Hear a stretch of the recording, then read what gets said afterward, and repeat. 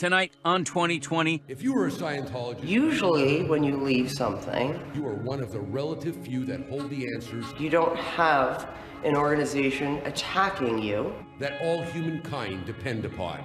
Following you. You mean something like this?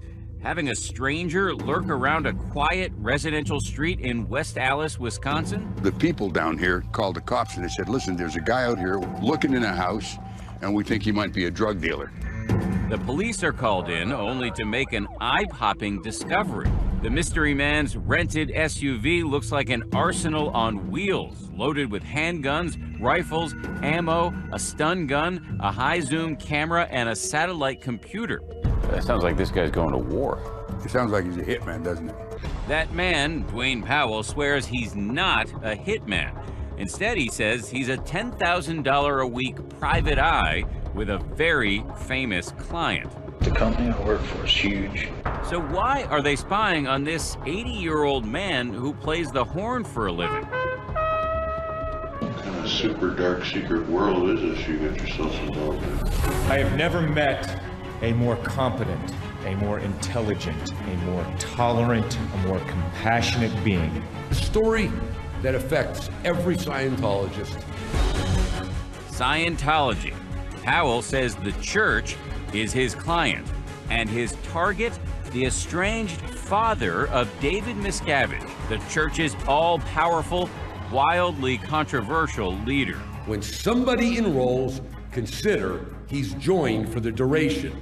Tonight, the explosive new book that's causing a he said, they said between one man and the church he left behind. It was an escape. You think you can just walk out? No. It's not just that he decided to write a book, he decided to tell a false story. A deafening crack in Scientology's royal family. David is backstage, literally tearing me apart verbally, cursing, yelling, screaming at me. When he's screaming at you, do you ever think, I changed this guy's diapers?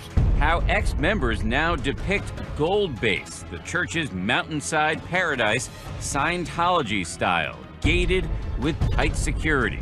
They say your mail is checked, that your phone calls are monitored. Is any of this true? Well, some of that is true, but that doesn't make it a prison. Tonight, the story the church doesn't want you to hear. I raised him, and to come to this, what the hell is this? This is nuts. A father's story. Good evening, I'm Elizabeth Vargas. I'm David Muir. Right here tonight, the ABC News exclusive. As a father now faces off against his very own son.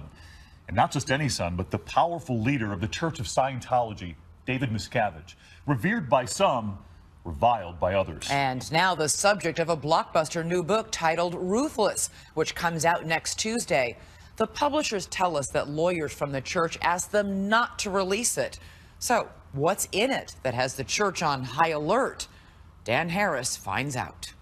You have written a whole book about your son, and you've called the book Ruthless. Yeah. It's a pretty damning charge to level against your own child. He wasn't always that way.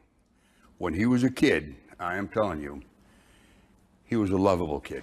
Ron Miscavige says long before his son became the almighty leader of one of the most controversial new religions on the planet, how much must one do to call themselves a Scientologist? Before all those speeches to cheering crowds of believers, before all that elbow rubbing with celebrity Scientologists such as Tom Cruise, John Travolta, and Kirstie Alley, David was just a regular kid growing up in this middle-class neighborhood in Willingboro, New Jersey. They had 4 kids over there. Phyllis and Gil had 2 girls. Aluminum siding, public swimming pools, children bicycling in the street. Ron, a salesman and aspiring musician, is raising 4 kids with his wife Loretta, the oldest, Ronnie, David and his twin sister Denise, and their younger sister Lori. So you spent 12 years right here on the street? 12 years right here, yeah. Ron says young David was a strong student with an even stronger will. David's not a big kid. Not at all. And yet he was getting into fights. He was a tough kid. I mean, for his size, he's like a stick of dynamite, you know? In your book, you describe him having a habit of saying not so kind things about other people, even as a boy. Yeah. It seems to me from reading your book, to you, in hindsight, that's a bit of a red flag. It was a bit of a red flag in hindsight. But at home, it's not as if Ron himself is receiving world's greatest dad coffee mugs on Father's Day. Marriage-wise, we didn't have a great marriage at all. We had strife, and there was some domestic abuse, which I don't ever feel good about, and I don't think you can make excuses for that no matter what or how much time goes by. When you say domestic abuse, what do you mean? I'd strike her. I'd hit her in the arm or something like that. In front of the kids? And in front of the kids, yeah. Ron's mea culpas notwithstanding, the church says his acts of domestic violence are much more serious and more frequent than he admits. In fact, the church says the book, co-written by another former church member who's now a fierce critic of church management, is filled with half-truths and outright lies. It's, in my view, a literary forgery. The church rarely grants on-camera interviews, but it's taking Ron's book so seriously that it dispatched attorney Monique Yingling to discredit the author. What has David Miscavige's response been to this book? I think he's, on a personal level, I think he's probably very, very sad that his father would do this. There seems to be no explanation except that his father is trying to make a buck off of his name. This unusual family history and subsequent family feud was set in motion in 1968 when Ron first hears the word Scientology at a business meeting. What was it about the word Scientology that got you so interested? I don't know, but it did. All I heard was Scientology, and I thought, what is that? Ron soon learns that Scientology is a new religion founded by the science fiction writer L. Ron Hubbard. There are certain evils in society which definitely should cease, and we are taking some responsibility for them. So I went to a place where there was a guy who was teaching Scientology. He would do drills to teach you better communication. So it was useful for you, I would imagine, as a salesman, yeah, and also as a guy who was in a marriage that had a lot of arguments involved. Yeah. And he says Scientology works wonders for him. Soon he starts paying for one of the central practices of the faith, a sort of counseling called auditing that uses a Scientology device called an e-meter. Look, I didn't know what I was looking for. I knew I was looking for something. And when I got in Scientology, I felt that I found what I was looking for, which did have a lot of answers to life on a basic level. So many answers, so many life-changing benefits, Ron feels a duty as a parent to introduce his son David to Scientology as well. He hopes that somehow the auditing can help with his son's biggest problem, a nasty and recurring case of asthma. He would get severe attacks. These must have been terrifying episodes for you as a dad. That's putting it mildly. And so it comes to pass that in 1969, at the tender age of 9, David Miscavige has his first auditing session.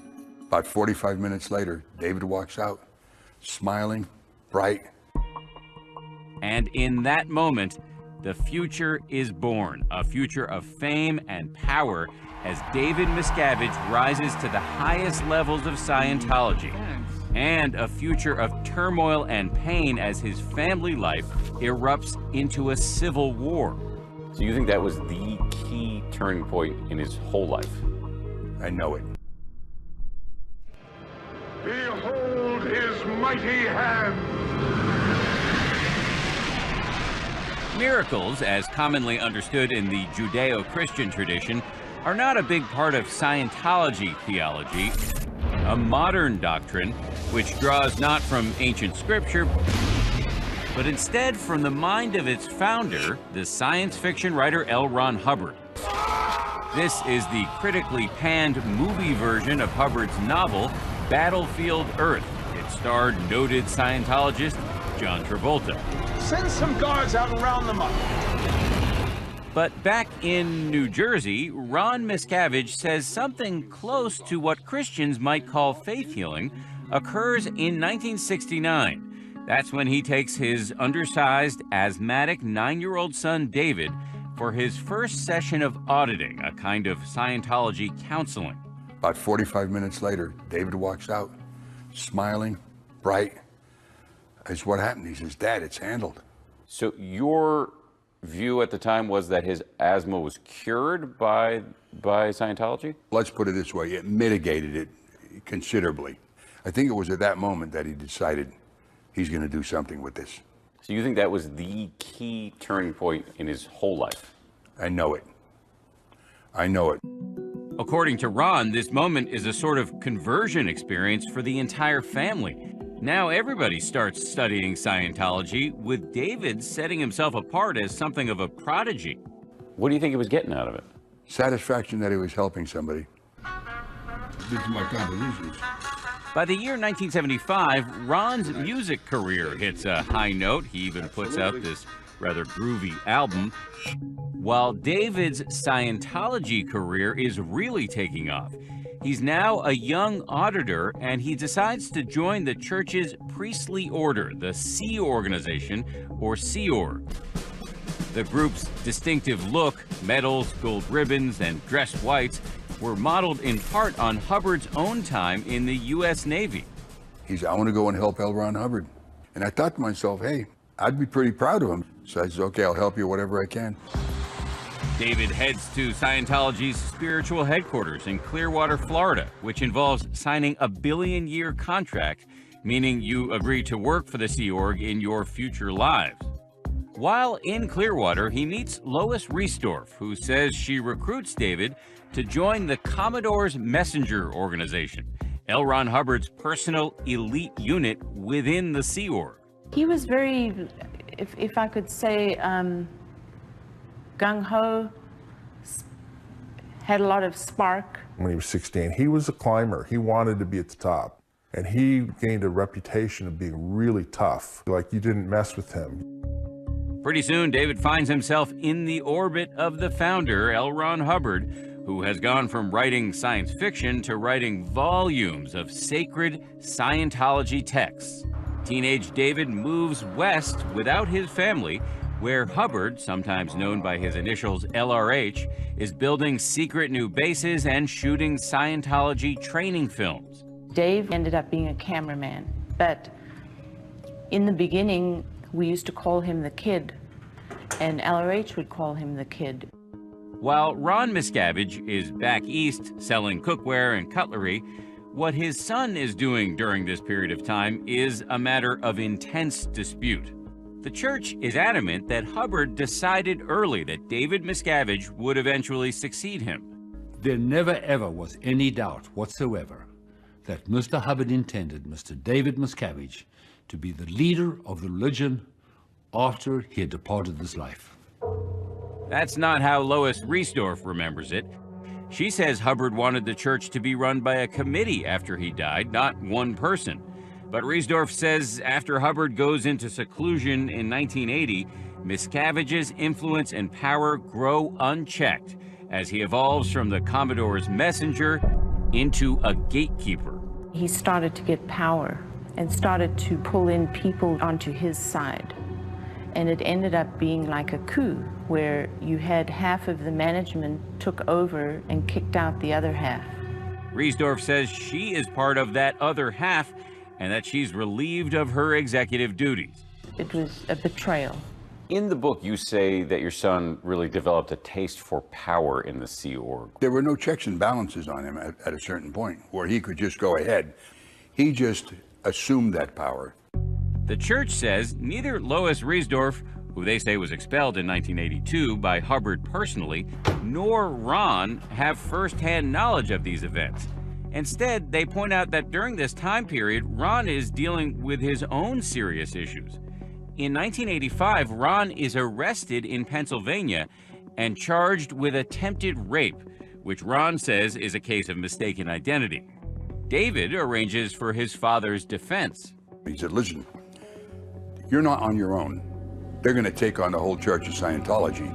The charges are dropped after a pretrial hearing. And after it's all over, Ron says he owes it to the church to join the Sea Org himself. I could have possibly been convicted of something that I didn't do and end up going to jail I feel I have to help him. David told him that his father needed to turn his life around.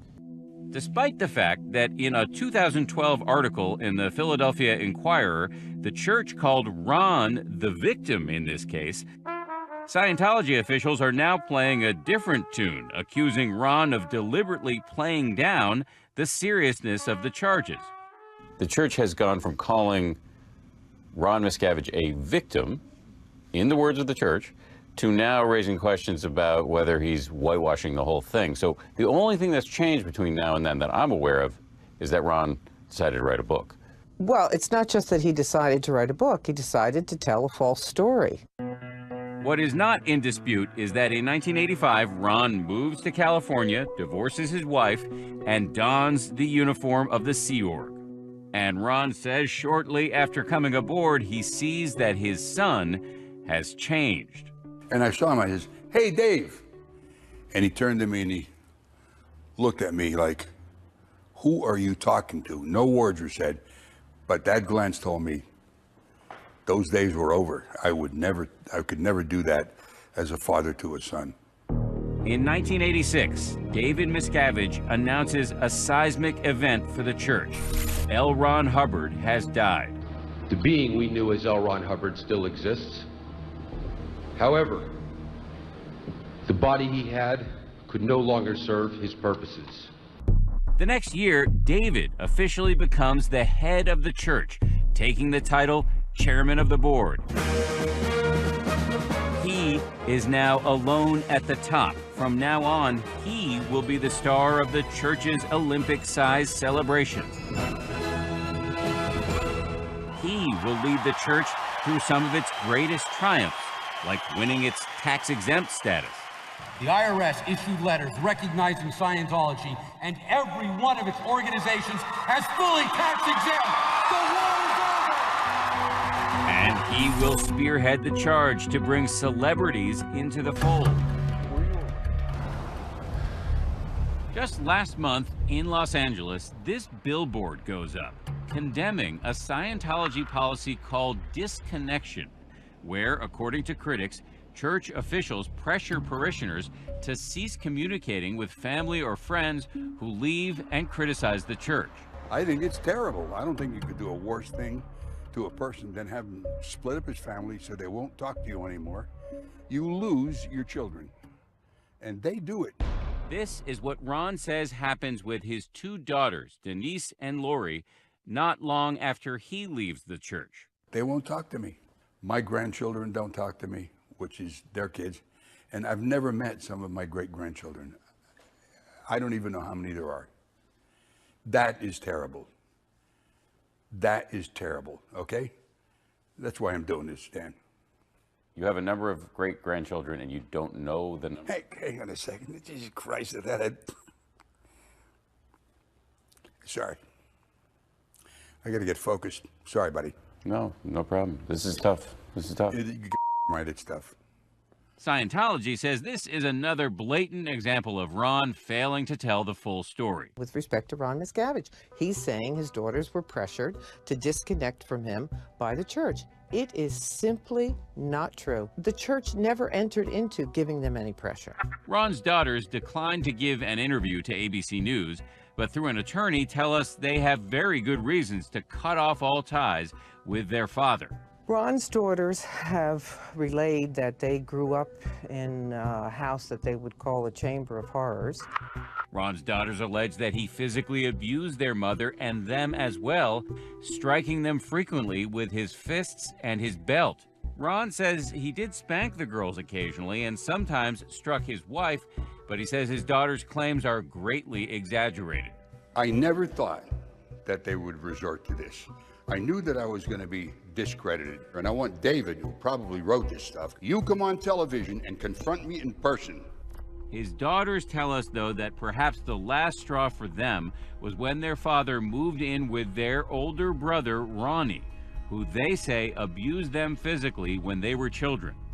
Ronnie Miscavige would not speak with us either, but his father did address the charges. He denied it totally. And when they were growing up, I never knew or never even heard that any of this went on. As for the church, It says there is a policy of disconnection, but that it's a voluntary choice made by the members themselves, not under pressure. Scientologists know what the policy is, and it's a policy that they want to abide by. They do believe that their spiritual progress would be impeded if they continue to communicate with someone who just attacks the church nonstop. That's what they believe. So they can decide that they want to follow that policy. ABC News gathers a group of former Scientologists who show us photos of family members still in the church who they say have disconnected from them. My name is Skip Young. My name is Shelley Britt Correas. My name is Lori Hodson. The church denounces these people as enemies of Scientology whose family members had ample reason to cut ties. This is my sister. This is my son, Craig. These are my children, Jeremy and Jessica. Lori Hodgson raises her children as Scientologists, but she says when the church and her ex-husband wants their daughter to drop out of school and join the Sea Org at age 15, she objects to no avail. She came home the next day and said she wants to drop out of school, dedicate her life to Scientology, that the world's going to blow up, that she's doing this for me, and she was terrified to go to school. 3 years later, her son joins the Sea Org as well. Fed up, Hodgson quits Scientology in 2010 and starts speaking out against the church. In these texts from 2011, Hodgson asks her son if she can visit him for Mother's Day, telling him, "I really want to see you, and I miss you so very much." He texts her back saying, "What you are doing is not okay with me," and that if she wants to speak with him, she must get back in good standing with the church. I just said, I can't do that. I just want to be your mom. I don't care if you do Scientology, just let me be your mom. I want to be in your life. But as of now, both of her children refuse to speak to her. It's not right what they're doing to families. It's not just my family. There's many, many families all around the world that are broken up to this disconnection. The church has provided ABC News with video statements from both of Hodgson's children. She keeps going to the media and putting our personal information in our life for the world to see with, false information, and which is just going to upset us. I don't believe that she really wants a relationship with me. I think it is more important for her to have this vendetta against my church than to have a relationship with me. When the church says to us, this idea that we break up families is completely untrue, how do you respond to that? People are not lying. Their pain is real. Their daughters are not talking to them. Their sons are not talking to them. There are people who don't know, have never met their grandchildren. This is real. It's a real thing. Look, the reason I wrote the book is so I can do something effective to change that policy of the church, which is disconnecting families from each other. That's why I'm talking to you here. Despite all the nastiness now erupting into public view, Ron Miscavige insists he still nurses hope for reconciliation. After everything that you say has happened, can you forgive him? Yeah. It's the only way anybody can move forward. Ron said that he forgives his son. He has nothing to forgive. His son has done nothing to him but care for him. Do you still love him? Yes. Hard to believe, isn't it? If he were here, and if he would do it, I'd shake his hand and I'd give him a hug.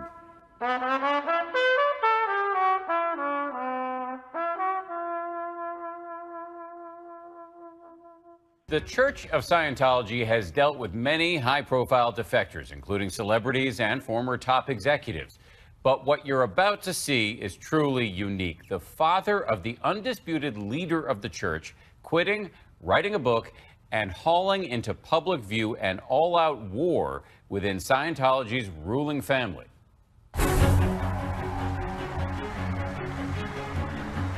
I have never met a more competent, a more intelligent, a more tolerant, a more compassionate being. That is how Tom Cruise describes David Miscavige, the unquestioned leader of Scientology, one of the most controversial new religions on the planet. It's a story that affects every Scientologist. Within the church, he is exalted. Well, thank you very much. It's truly my pleasure to join you. He holds forth in front of adoring crowds and rubs shoulders with celebrity parishioners such as Cruz, John Travolta, and Kirstie Alley. But among some former members, he is wildly controversial. He uses that power to hurt people. We were hoping to talk to David Miscavige if he's here tonight. I don't think that'll be possible, and today he's going to be very busy. Miscavige is famously press shy. It's not going to be cool to be set up out here this afternoon. His last live television interview nearly 25 years ago, right here on Nightline. If I may just interrupt for a moment, you realize there's a little bit of a problem in getting people to talk critically about the Church of Scientology, because quite frankly, they're scared. Oh, no, no, no. But tonight, new claims about the secretive world of Scientology and the man at its center. Let's face it, Scientologists have not been treated like members of other religions, ever. From an unusual source. So you spent 12 years right here on the street? 12 years right here, yeah. Good memories here? Pretty good memories. Ron Miscavige, David Miscavige's father, has left the church and is speaking out for the first time exclusively to ABC News. You have written a whole book about your son, and you've called the book Ruthless. Yeah. It's a pretty damning charge to level against your own child. He wasn't always that way. Ron Miscavige says he's written this book because of a Scientology policy called disconnection, which he says has torn his family and many others apart. I raised him, good or bad, and to come to this, what the hell is this? This is nuts. The church says Ron's book, co-written by a former church member who's now a noted critic of church management, is filled with half-truths and outright lies. It's, in my view, a literary forgery. Scientology granting us a rare interview with attorney for the church, Monique Yingling. What has David Miscavige's response been to this book? I think he's, on a personal level, I think he's probably very, very sad that his father would do this. There seems to be no explanation except that his father is trying to make a buck off of his name. While the church is attacking him, Ron is getting support from a prominent voice. I'm gonna get there first. Leah Remini, former star of The King of Queens, who also left the church and wrote a book called Troublemaker. Hey. Oh, you look like $1 million. It's great seeing you, I tell you. How are you? Good. You're getting better looking, you know that. So the two of you guys haven't seen each other since you were both active Scientologists. That's right, yeah. Yeah. He has a right to tell his story. I have a right to tell my story, and so do thousands of others. This unusual family history and subsequent family feud is set in motion in 1968 when Ron, a father of 4, a salesman, and aspiring musician, starts dabbling in Scientology after learning about the new religion founded by science fiction writer L. Ron Hubbard at a business meeting. There are certain evils in society which definitely should cease, and we are taking some responsibility for them. He says Scientology works wonders for him. Look, I didn't know what I was looking for. I knew I was looking for something. And when I got in Scientology, I felt that I found what I was looking for, which did have a lot of answers to life on a basic level. So many answers, so many life-changing benefits, Ron feels a duty as a parent to introduce his son David to Scientology as well. He hopes that somehow auditing, a sort of counseling that uses a Scientology device called an e-meter, can help 9-year-old David with his asthma. And after his first session, about 45 minutes later, David walks out, smiling, bright. That's what happened. He says, "Dad, it's handled." So your view at the time was that his asthma was cured by Scientology? Let's put it this way, it mitigated it considerably. I think it was at that moment that he decided he's going to do something with this. So you think that was the key turning point in his whole life? I know it. At age 16, David Miscavige joins the Sea Org, the religious order of the church, and develops a close relationship with church founder L. Ron Hubbard. In 1986, when Hubbard dies, David takes control, taking the title chairman of the board. By this time, David's father, Ron, has also joined the Sea Org. Pretty quickly, Ron says he notices his son's sharp-edged new management style. David is backstage, literally tearing me apart verbally for 55 minutes. Cursing, yelling, screaming at me. One night at a church event in the late 1980s where Ron is performing, he says David gives him an extended tongue lashing with other people looking on. When he's screaming at you, do you ever think, I changed this guy's diapers? No kidding. Of course I did. Of course I did. And that isn't the only time it happened. As the years go on, Ron says life for Sea Org members deteriorates.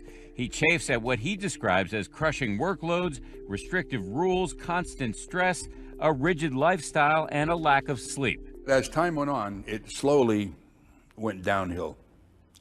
And it got worse and worse and worse. The church rejects those claims, telling us long and hard hours and a restrictive lifestyle are part of the mission Sea Org members sign on for. If you talk to the staff, they'll tell you it's the workers' paradise. It couldn't be a better place to work. These are people that have dedicated their lives to something that they really believe in. They believe that Scientology can really help mankind and the world in general, and they're working very hard at that.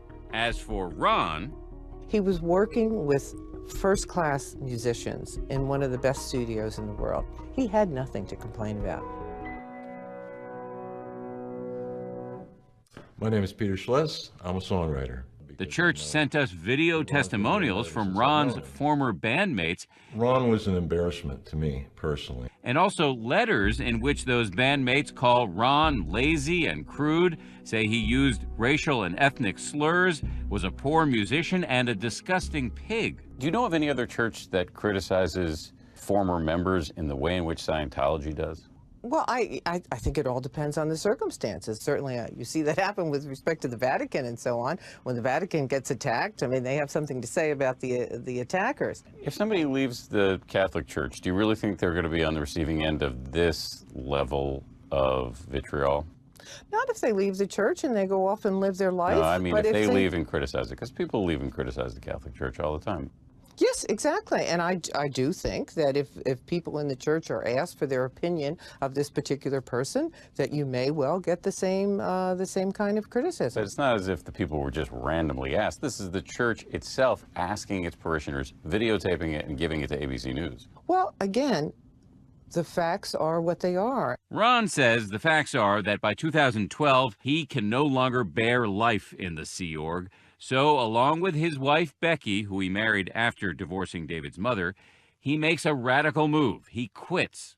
When Leah Remini hears that Ron, the chairman of the board's father, has left, she reaches out. I tracked him down. I called him, and I offered my support immediately because I know he must have felt alone when leaving, and I just wanted him to know that we were willing to take them in. That's a big offer. What made you feel motivated to do that?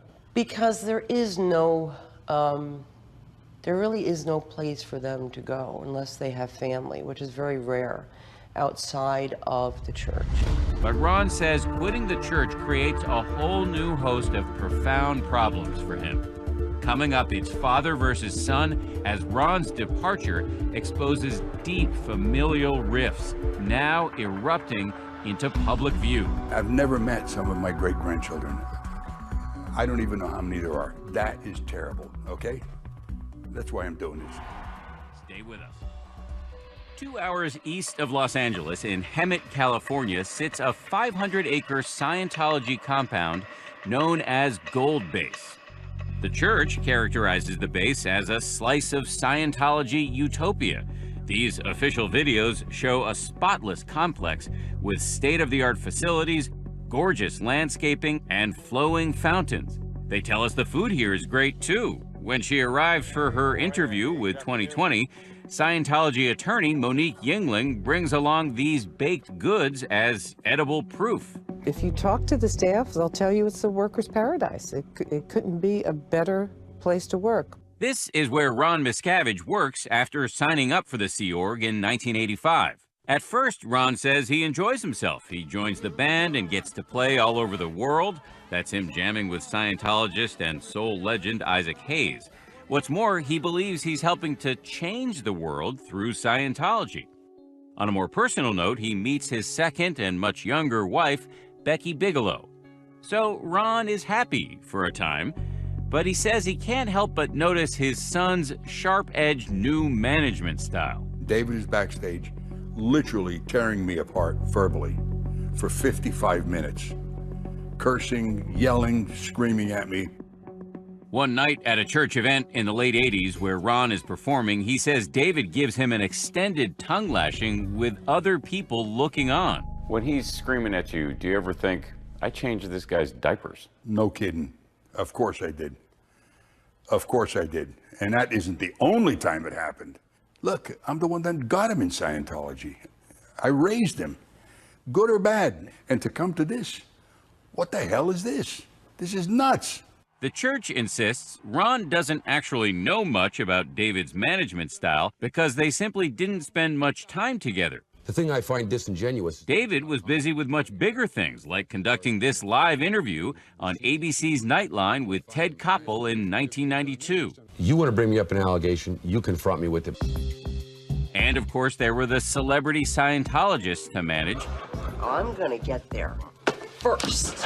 Like King of Queens actress Leah Remini, now a vocal ex-member who published her own memoir about her life in the church, Troublemaker, last year. I think David Miscavige loves his position and power, and he uses that power to hurt people and comes down hard on anybody who questions him.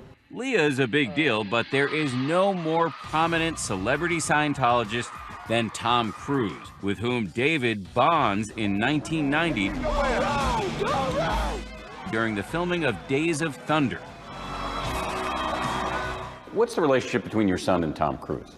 Tom Cruise thinks that David is the top Thetan or top spiritual being on this planet. The top spiritual being on this planet? Yes, now that L. Ron Hubbard is gone. They're like the best of buddies. What is the difference between being a Sea Org member and being a celebrity in the church? Well, it's like, you know, getting to be at the cool table. For those not at the cool table, life at Gold Base can allegedly be more harsh than these glossy church videos might suggest. By 2006, Ron and Becky move on to the base, as most staff members are told to do, and soon he says they start chafing at some serious restriction. I'm living on a compound where your mail going out is read before it's sealed and sent out, where before you get your mail, it's opened and read before you get it. And your phone calls? Phone calls, you're on the phone, somebody else is listening on an extension. I was in charge of the security in all aspects for every acre of property here. When 2020 visits Gold, we bring along Gary Moorhead, a former Scientologist turned critic who says he was once director of security for the church. It would go through people's personal belongings out at their birthing, where they slept, obtaining bank records, date of birth, passwords, any personal information, where their family addresses were. Former Scientologist Mark Fisher says when he tried to leave the church in 1990, his one-time roommate, David Miscavige, exploded. He was kicking, pulling at me, pulled my hair, punching at me. I have no idea how long it went on. Finally stopped. And then I reached behind my head because it felt kind of moist, and I pulled my hand back and my hand was bloody. And I said, you made my head bleed. We spoke to a man named Mark Fisher who claims that in the summer of 1990, David grabbed him by the throat and kicked him and punched him. To your knowledge, is any of this true? Not that I know of. But we have heard from numerous former staff members that David Miscavige has at times punched, kicked, and even choked Scientologists. To my knowledge, that is not true. Why do you think they're saying this? Because I think they believe it is a way to somehow get at David Miscavige. He is so caring. The church sent us 126 interviews they recorded with their parishioners praising their leader. He has a heart of a lion. Dedicated to our religion. Mr. Miscavige is an amazing person. I will love him forever. Ron's testimony is different. He says by the late 2000s, the crushing workload, the discipline, and lack of sleep on the base become unbearable. The church rejects those claims, telling us long and hard hours and a restrictive lifestyle are part of the mission Sea Org members sign on for in those billion-year contracts. They're very proud of what they do, and they may work hard, they may work really long hours, even longer than we do, but they enjoy it. As for Ron, he was working with first-class musicians in one of the best studios in the world. He had nothing to complain about. To prove it, the church has provided 2020 with pictures of Ron at leisure, enjoying fancy birthday meals provided by his son, and even getting a car for his birthday from David and his 2 daughters. My name is Peter Schless. I'm a songwriter. The church also sent us video testimonials from Ron's former bandmates. Ron was an embarrassment to me, personally. And letters in which those band members call Ron lazy, say he used racial and ethnic slurs, was a poor musician, and a disgusting pig. Do you know of any other church that criticizes former members in the way in which Scientology does?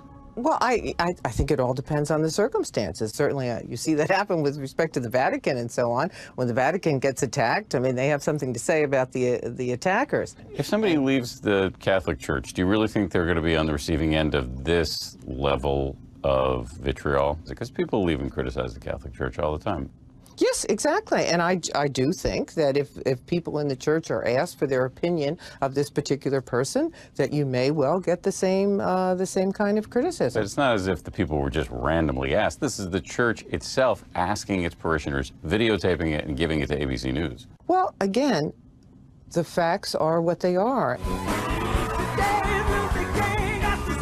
Ron points to this video saying if he was as bad as his former colleagues now say, why then was he allowed to play at this birthday party the church threw for Tom Cruise aboard its luxury ship, the Freewind?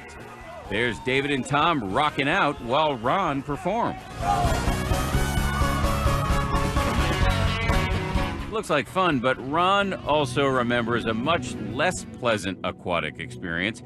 He says he was subjected to a practice called overboarding, a disciplinary measure in which a Sea Org member in trouble is thrown into the water, clothes on. It can be done with respect to one individual if there's, some sort of an ecclesiastical discipline thing, or it can be done as a group.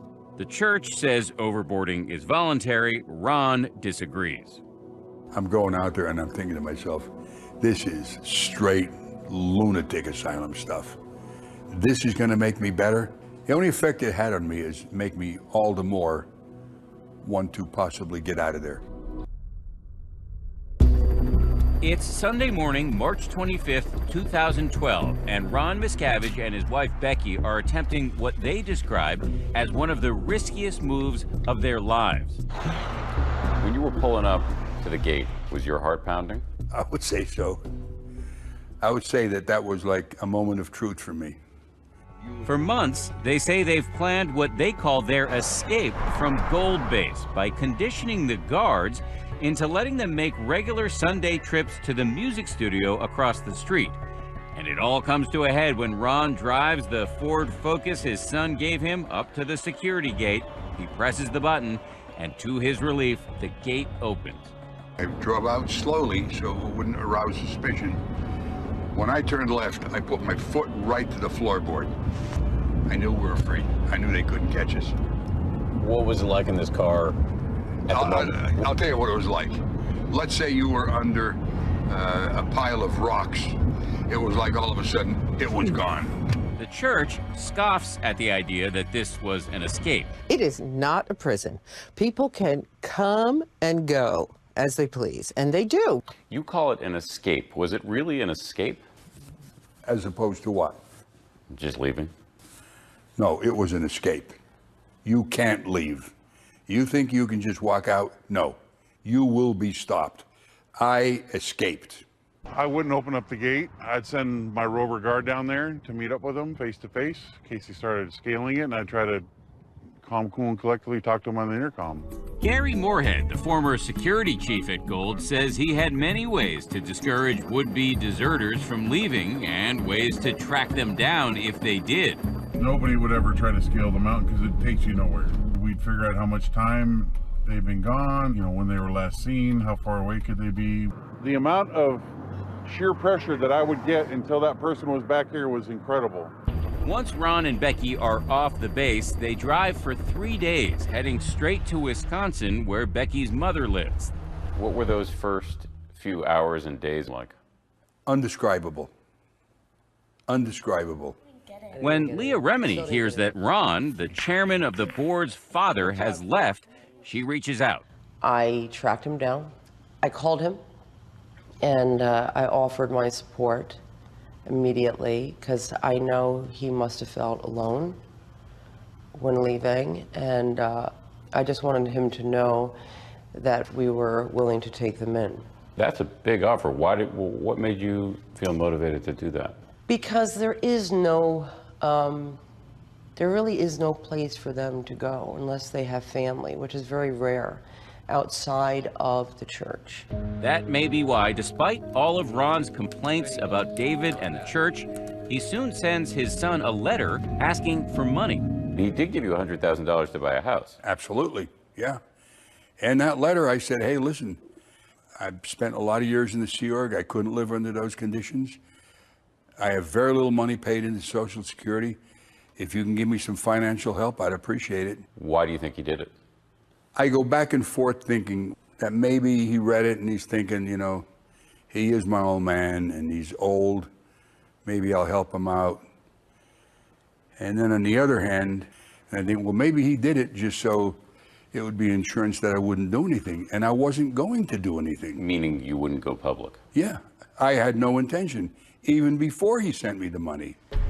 But remember, the church takes out more, quote, insurance on Ron, those two heavily armed private eyes, a father and son team who follow him for a year. The church denies David himself had anything to do with their mission. Who hired these private investigators? Attorneys working for the Church of Scientology. So attorneys working for the church would hire private investigators to follow the father of the leader of the church without telling the leader of the church? Yes, lawyers use private investigators all the time for, you know, varieties of reasons, and it's just no big deal. Well, it seems like a big deal to Ron, especially after he hears what the PIs told police about an incident outside this grocery store. Here's what happened, okay?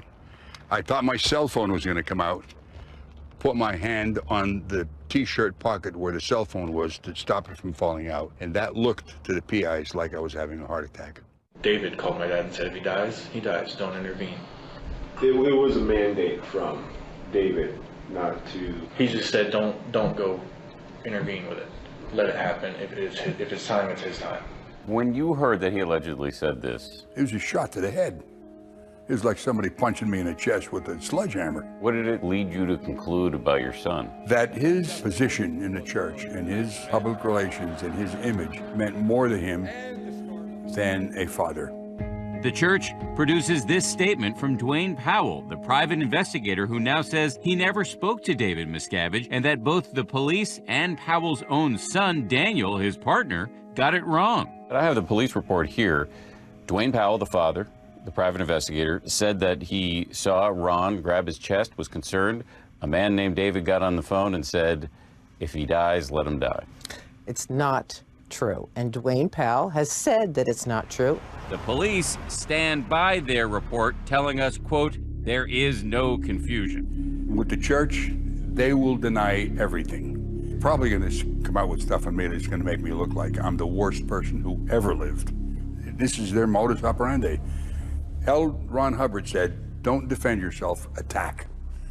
Attack. Attack. And that's how they operate.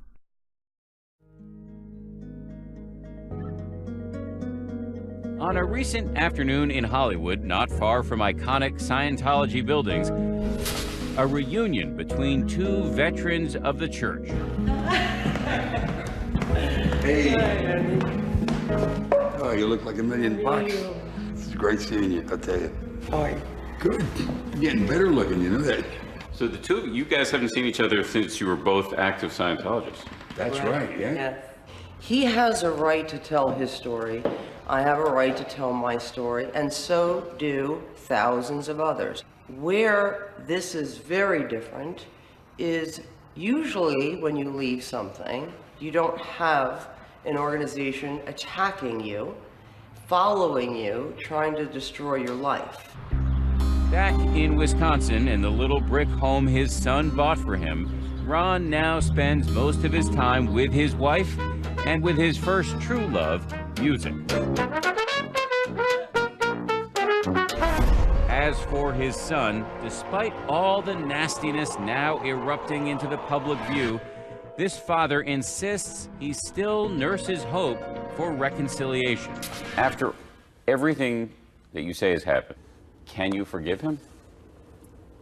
Yeah. It's the only way anybody can move forward. Ron said that he forgives his son. He has nothing to forgive. His son has done nothing to him but care for him. Do you still love him? Yes. Hard to believe, isn't it? If he were here, and if he would do it, I'd shake his hand and I'd give him a hug.